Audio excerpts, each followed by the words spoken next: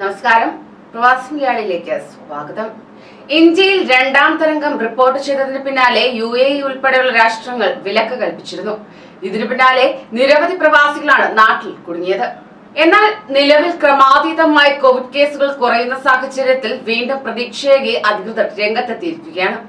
നാട്ടിൽ കുടുങ്ങിയ ഇന്ത്യക്കാരെ UAE-യിലേക്ക് തിരിച്ചെത്തിക്കാൻ ശ്രമിക്കുന്നുണ്ടെന്ന് UAE-യിലെ ഇന്ത്യൻ അംബാസിഡർ പവൻ കപൂർ വ്യക്തമാക്കി. ഇക്കാര്യത്തിൽ UAE അധികൃതരുമായും വിദേശകാര്യ ഓഫീസുമായും ചർച്ചകൾ തുടരുകയാണ്. എന്നാൽ അന്തിമ തീരുമാനം കൈക്കൊള്ളേണ്ടത് UAE ദേശീയ ദുരന്ത നിവാരണ സമിതിയാണ് എന്നതാണ്.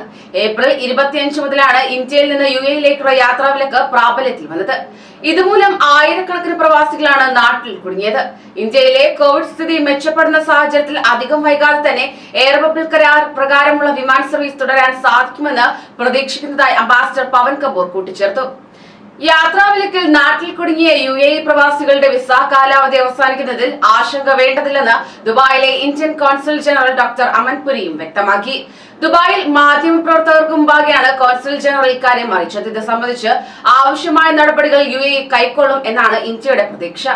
UAE-യിൽ എത്താൻ പറ്റാതെ നാട്ടിൽ കുടുങ്ങിയവരിൽ വിസ കാലാവധി അവസാനിക്കാറായവർ ഏറെയുണ്ടെന്നും അവർ തികഞ്ഞ ആശങ്കയിലാണെന്നും UAE അധികൃതർക്ക് മുമ്പാകെ അറിയിച്ചതായി ഡോക്ടർ അമൻ പുരി പറഞ്ഞു. വിഷയം അനുഭാവപൂർവ്വം പരിഗണിക്കുമെന്ന് UAE ഉറപ്പു നൽകിയതായും കോൺസുൽ ജനറൽ കൂട്ടിച്ചേർത്തു. യാത്രാവിലക്ക് നീക്കുന്ന കാര്യവും UAE അധികൃതരുമായി സംസാരിച്ചിട്ടുണ്ട്. വാക്സിൻ എടുത്തവരെങ്കിലും ഉടൻ തിരിച്ചെത്തിക്കാനുള്ള നീക്കമാണ് നടന്നുവരുന്നത്.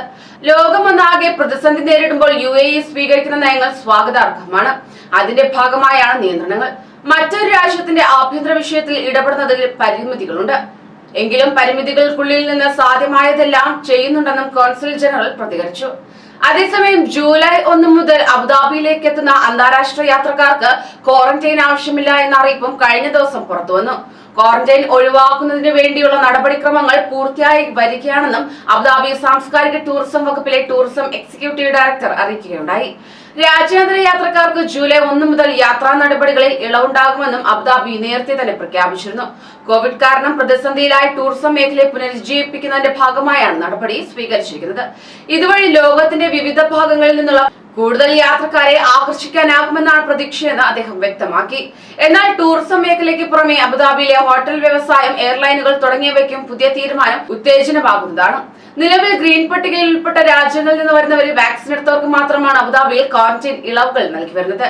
ഇവർ അബുദാബിയിൽ എത്തിയ ഉടനെയും 6-ാം ദിവസവും കോവിഡ് ടെസ്റ്റ് നടത്തിയാൽ മതിയെന്നാണ് നിബന്ധന. കൂടാതെ ഗ്രീൻ പട്ടികയിൽപ്പെടാത്ത രാജ്യങ്ങളിൽ നിന്ന് വരുന്ന യാത്രക്കാർ 10 ദിവസം നിർബന്ധിത ക്വാറന്റൈനിൽ കഴിയണമെന്നാണ് നിലവിലെ വ്യവസ്ഥ. ഇവർ 4-ാം ദിവസവും 8-ാം ദിവസവും PCR ടെസ്റ്റ് എടുക്കുകയും വേണം. എന്നാൽ ജൂലൈ 1 മുതൽ ഇവർക്ക് കൂടി ക്വാറന്റൈൻ ഇളവ് പ്രഖ്യാപിച്ചിരിക്കുകയാണ് അബുദാബി അധികൃതർ. ഗ്രീൻ പട്ടികയിൽപ്പെട്ട രാജ്യങ്ങളിൽ നിന്ന് വരുന്നവർ ഒരു PCR ടെസ്റ്റ് നടത്തണം. അബുദാബിയിൽ പ്രവേശിക്കുന്നതിന് തൊട്ടു മുമ്പോ ശേഷമോ ടെസ്റ്റ് നടത്തിയാൽ മതി. എന്നാൽ കോവിഡ് വ്യാപനം കൂടിയ രാജ്യങ്ങളിൽ നിന്ന് വരുന്നവർ വരുന്നതിനു മുമ്പും എത്തിയ ഉടനെയും ഓരോ ടെസ്റ്റുകൾ നടത്തേണ്ടി വരും. എന്നാൽ ഇന്ത്യ ഉൾപ്പെടെയുള്ള ഏതാനും രാജ്യങ്ങൾക്ക് ജൂൺ 30 വരെ UAE യാത്രാ നിരോധനം ഏർപ്പെടുത്തിയിരിക്കുകയാണ്. ജൂലൈ മുതൽ നിരോധനം പിൻവലിക്കുമോ എന്ന കാര്യത്തിൽ വ്യക്തതയില്ല. കൂടുതൽ പ്രവാസി വാർത്തകൾക്കായി ഈ ചാനൽ സബ്സ്ക്രൈബ് ചെയ്യൂ.